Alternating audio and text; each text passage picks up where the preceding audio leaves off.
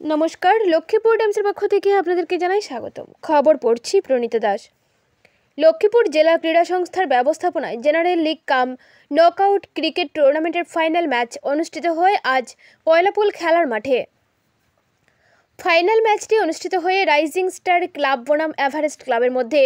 খেলায় চ্যাম্পিয়ন হয় Everest club. উল্লেখ্য, প্রতি বছরের ন্যায় এবছরও লক্ষ্মীপুর জেলা ক্রীড়া সংস্থার জেনারেল নক আউট কাম লিগ ক্রিকেট টুর্নামেন্টের আয়োজন করা হয়। এতে 23টি টিম অংশগ্রহণ করে। আজ ছিল সেই নক আউট কাম লিগ ক্রিকেট টুর্নামেন্টের ফাইনাল ম্যাচটি অনুষ্ঠিত হয় রাইজিং স্টার ক্লাব বনাম এভারেস্ট ক্লাবের মধ্যে। খেলায় চ্যাম্পিয়ন হয় এভারেস্ট ক্লাব। চ্যাম্পিয়ন দলের হাতে নগদ 15,000 টাকা সহ ট্রফি এবং রানার্স আপের হাতে নগদ 10,000 টাকা সহ ট্রফি তুলে দেন লক্ষ্মীপুর জেলা ক্রীড়া সংস্থার সভাপতি রাজদীপ গোয়ালা, সহসভাপতি লক্ষ্মীপুর জেলা ক্রীড়া সংস্থার উপসভাপতি সাধু সিং, সাধারণ সম্পাদক Debabrata Pal, indoor stadium incharge Pranab Acharjee, cricket ব্রাঞ্চের ইনচার্জ দেবাঞ্জন দাশগুপ্ত, এম্পায়ার ব্রাঞ্চের incharge Biswajit Singh, ground secretary Amit Koiri প্রমুখ। আজকের এই ফাইনাল ম্যাচে পুরস্কার বিতরণী অনুষ্ঠানের ম্যান অফ দ্য ম্যাচের খেতাব পান Taj Hossain Borbhuiya, best scorer of the টুর্নামেন্টের খেতাব পান সুহাসেন গোয়ালা, বেস্ট বোলারের খেতাব পান রমা গোয়ালা। আজকের এই টুর্নামেন্টের বিষয় তুলে ধরে বক্তব্য রাখেন জেলা ক্রীড়া সংস্থার সভাপতি রাজদীপ গোয়ালা, সাধারণ সম্পাদক দেবব্রত পাল সহ অন্যান্যরা।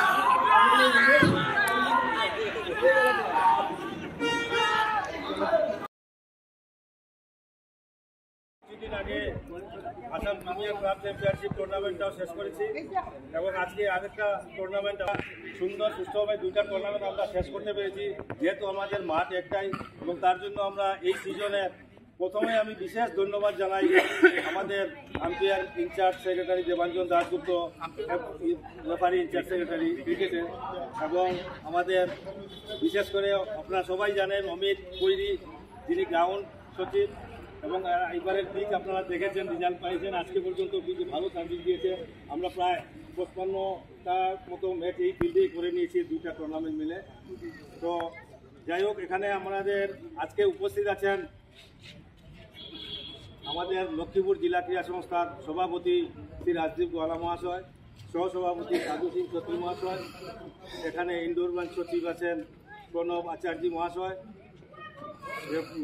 ক্রিকেট সচিব দেবাঞ্জন দাশগুপ্ত, এবং আজকে যিনি আম্পায়ারিংও করেছেন আমাদের তারকেশ্বর সাহানি, এখানে গ্রাউন্ড সচিব আছেন অমিত কৈরি এবং বিজিৎ গৌরী মহাশয়। তো আমি আজকে এই টুর্নামেন্টের আমরা আজকেই আমাদের সাথে একটু কিছু সময় আগে আমি গল্প করেছিলাম আমাদের প্রেসিডেন্টের কাছে যে হয়তো আমরা এই মাসের ভিতরে কিছু পেয়ে যাব, এবং আগামী দিনে আমাদের আরেকটা ডিমান্ড ছিল আসাম ক্রিকেটে যে আমরা একটা রেসিডেন্সিয়াল নয়, মানে ইনডোর ক্রিকেট প্র্যাকটিস সেন্টার করার জন্য, সেটাও অত আগামী দিনে হয়ে যাবে।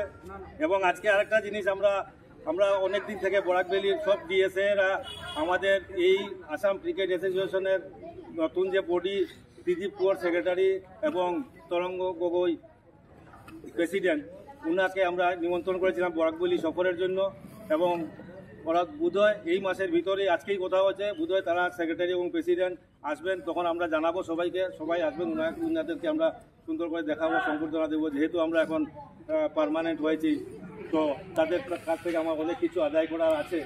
তো যাই হোক, আজকে আমাদের এই টুর্নামেন্টের সম্বন্ধে 23টা টিম টোটাল অংশগ্রহণ করেছে টুর্নামেন্টে, এবং সেটার সিস্টেমগুলো আপনারা জানেন।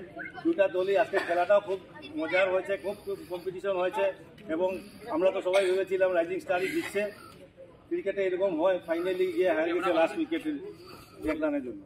যাই হোক, আমি এখন প্রাইজ ডিস্ট্রিবিউশন শুরু করার আগে আমাদের 57 রান সুশান্ত গোয়ালা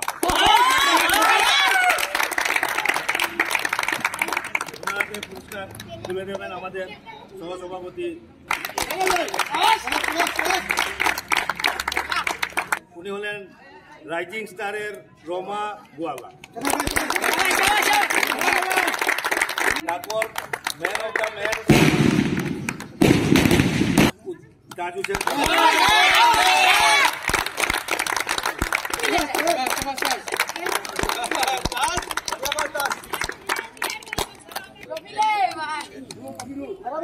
Yes, 10,000.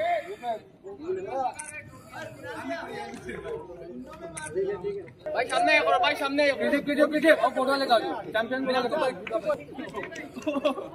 वीडियो আমরা আইতাম হ্যাঁ और फोटो लगा दो। এখন রাইজিং স্টার सब आ गए नियर का और राइजिंग ओए आकाश आओ अभी तो